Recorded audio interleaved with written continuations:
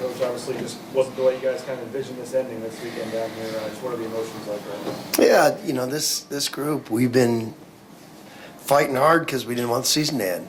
We got a great group, as you've heard me say a million times, and these guys want to keep playing, and that was a good team we played. We knew that, and I thought they played really good. And, our game plan, we were loading up on Bryce, and those other guys stepped up big. Those were crucial shots they made. And, it's a bit of a pick your poison, and those guys were good enough to get it done. And they're so well coached, the way they guard and their game plan. They really caused us some problems the first half. I thought we got into a better flow. Only had one turnover in the second half. So we got a little bit going there, but they answered when we would make a run. They'd answer them pretty good. And, we had a couple key possessions there with about 4 or 5 minutes to go that if we had a couple rattle in and out, if those go in, now all of a sudden you got a chance to make it a nail biter at the end. Gary was only 31%. He goes 4 from 4, and then as a team, they're 240th in three-point percentage. They go 12 of 19. Right. Just them being hot shooting today. Yeah, and they're hoopers. I've watched them a lot because Fred's a dear friend, and I always thought, when I watched them, Gary was kind of the X factor, underappreciated, and he does a lot of things, kind of the unplanned activity buckets that. You do a good job in a possession, they kick it out to Gary, he makes a three, and that was a big key because we were cooking at the start. We were playing really good, and they I thought Gary had some big buckets then to keep things, within 6, 7, that kind of thing. He's a really good player and maybe an underappreciated player. But like I said, I've watched them a lot this year. And, he's one of those guys. And those guys are the guys that do the unplanned things, where they're not maybe getting a ton of plays run for them, but they just make plays and they go make things happen. Great offensive rebounder. He's been pretty consistent. I think, if you really had a deep dive into that team, not having a week to prepare for him, but if you did a deep dive into him, you'd know that he's kind of when he plays good, I bet they've won most every game. That's probably what you'd find. Tyson, over the last 4 years, you have became boise-state-basketball and pretty much represented everything it's about. What are your emotions right now, bud, as you wear that jersey for the final time? Well, it's hard knowing this day was coming either today or tomorrow. I'm just thankful. That's just... not a lot of people get to do this, and to have a great coaching staff for 4 years and great teammates, I'm forever grateful. Did you ever imagine, I know that you'd rather set records than wins, but your career scoring record holder, you set the single season scoring record today, you went 3 NCAA tournaments, you ended up with 99 career victories. Did you ever think that it would all amount to this when you committed to travel down to Boise State to be a Bronco? When it's all said and done, I don't think I would have thought that as a 16-year-old committing here. And ever since that day, I've always known it's been the right decision. And these last 4 years have just made it like set in stone that this was the place for me. So I'm just forever grateful for everything. And it sucks losing your last game, but a lot of teams in their season, the last game, it's like 4. You got the NIT, this tournament, the NCAA tournament, and like the CIT. Like 4 teams out of 364 end with a win. So it's obviously hard right now, but I'm pretty at peace. We ask young players at the end of their career what they took from the college career and their coaching staff. What did you learn from that young man to your life? God, where do I start? That's the problem with Tyson. There's so many things you can talk about. I think the consistency, I've never met a guy that's more consistent day in, day out, regardless circumstances, regardless of what happens, good or bad. The basketball season's up and down, and, the adversity you go through, and places you got to go play, and the travel, and their students, and all the things. I've never seen a more consistent person in my life. And that's hard. That's hard, especially as, you know, a student athlete, with all the things they go through and so much that's put on them to be able to handle it the way he handles it. I mean, I could go on about 10 to 20 things, and I think Al will say the same thing. And, oh, Peanut's here. I just thought it was Al. Yeah. So, but I would like to hear what Peanut has to say about that too. But just, you know, he's been in our program for 8-9 years because, you know, we watched him all these years. He came to our camps. He played with my sons. He, you know, represented our program and all the things he did for all the student athletes, all the people in Boise, what he's meant to this place. You just can't, I mean, he set a standard that really, really got through to all the other players, and we all learned a lot from him. So just grateful to have had these 4 years getting to coach him.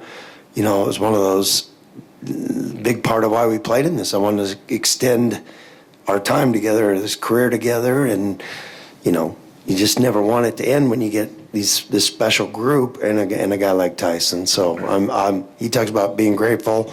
I think everybody in Bronco Nation and myself included is pretty darn grateful. That being said, the complexion of college basketball in 2025. Right. It's very hard to define loyalty, or at least Unique. when it comes to certain players, right? Right. He easily could have been a blue blood somewhere, whether it's NIL or collective money, whatever it may be. Well, he was at Boise State. He was, yes. I bleed Right. blue. We bleed blue that's over right. here. There you go. Thank you. So he was, and you know, it's important when you're having a great experience and when you're enjoying what you do and you stick with that, it makes you great. When you know, I remember somebody told me a long time ago, and it stuck with me forever. If you take a job for money, you're going to earn every cent. Well, it's that way in the portal. If you're just, I'm going to leave where I'm happy and mess that up and take the money, you're going to earn every cent. And I think you're seeing that throughout college basketball. I've seen some post-game press conferences of kids that have done that, and it was hard on them. And they traded happiness and a great basketball experience for money. And I'm not judging. I'm not saying it was wrong for them. Each situation is different, but there's a price. And if your decision's solely based on that, then you're gonna earn every dollar you make. And that's a great, you know, Tyson's a great lesson. I think he had an amazing career. Like you said, he's got an NCAA tournament every year. He's contended for championships every year. He's been an all-conference player. He's got the greatest teammates, the greatest administration that supports him, that takes care of him, helps him in every turn. And, you know, it's just been an amazing symbiotic relationship that he's had with our entire state and everybody in Bronco Nation and all that. So, you know, it's always a trade-off, and I'm just grateful that I had the 4 years and we had the 4 years with Tyson.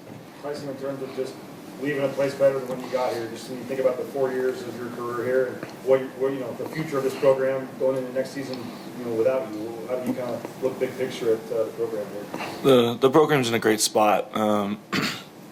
Made the postseason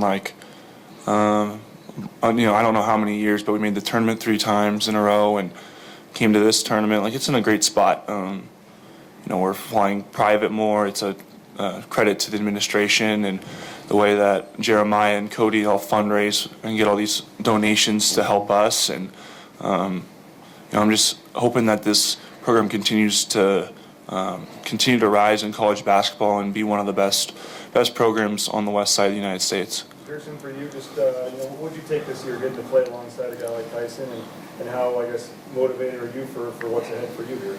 I mean, like he said, I'm just grateful I was able to play with him. My year obviously didn't start out how I wanted it to, but I mean, just being able to, you know, be in a program where every player and every coach trusts you, I mean, you're grateful. And I mean, Tyson's like Coach said, like he is Boise State. Like he walks around downtown like it's Tyson, and just him being able to like take me under his wing like meant a lot to me because I've never really had that before. And he's just the older brother that that I needed, and it's just helped me develop my game. I know you're probably not wanting to think about next year, but just going into the off season for you, getting this experience now in the last couple of months, just what's kind of your mindset here? Is you obviously going to have a bigger role in this team moving forward? Yeah, I haven't really thought much about next year. I was kind of looking forward to one more game with these guys, but I think next year we're fine. We're super motivated. I mean, Tyson and Omar Al, they showed the way, and we just need to follow their footsteps. If we do that, I think we'll be in a great spot. And our coaches are, they trust us, we trust them, and I trust them that they'll get us where we want to be. Pearson, you mentioned he's like a big brother in his persona in Boise. What's an invaluable lesson deep inside that you'll take with you next year from Tyson? I mean, there's so many things I've taken from him. It's not even a lesson, but just one thing I take from him is just how great of a man he is off the court. I mean, obviously he's a baller on the court, but you see this guy off the court, like he talks to everybody. He's not like I'm so big time, like I am Tyson Degenhart. It's like you can come talk to me, take pictures, like just a great human, and that's just one thing I've taken from him. Good question.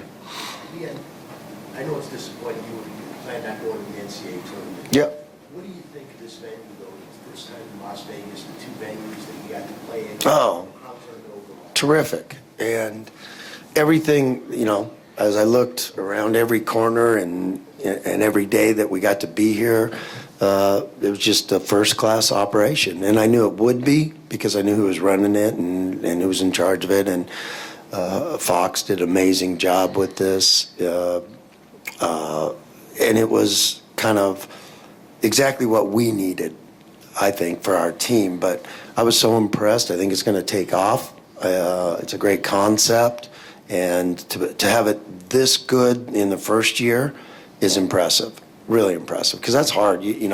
Sometimes there's going to be blind spots. You don't know what's going to happen or how it's going to work out, and it seems like every ground ball was ran out, and I couldn't be more impressed. So I want to thank everybody involved in this tournament because we were treated so great and first class all the way, and that's what you want because that's what these teams deserve, and that's what these young men deserve, and that's what we got. So I couldn't be more pleased. I could have been more pleased if we would have won one more game or two more games, but I don't think they could control that. So, but we're so happy and grateful to have got this opportunity. So thanks so much. For just the young core that you have coming back, and Yeah. the additions you could make in the portal and things. Just how do you feel big picture going into the offseason next year? So great because the standard, each team sets a standard and example, and then it's these guys' job, we're passing it to some more great ones that, and their job is to be better. And that's quite a standard to live up to, and that's what they want. That's why they come to Boise.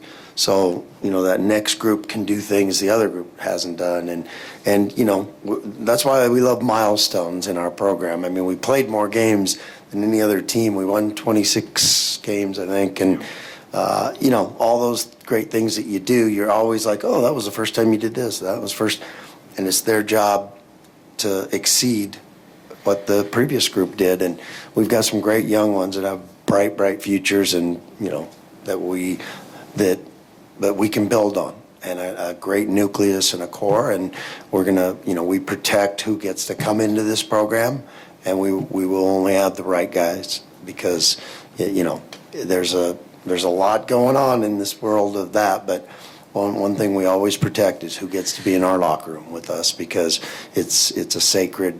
It means everything to Tyson, and we want those guys to be proud of it, all our alumni, and they are. There's a bunch of them here. There's, and we it's our job to keep growing this program, and that's what we're going to do. Tyson, as you wear that uniform for the final time, do you have a message for Bronco Nation at all? So what might that be? just thank you, like, for embracing me, embracing my family. You know, every person that came up and talked to my family was super nice and welcoming, and I'm just super thankful. It's great. Thank you. Thank you, guys.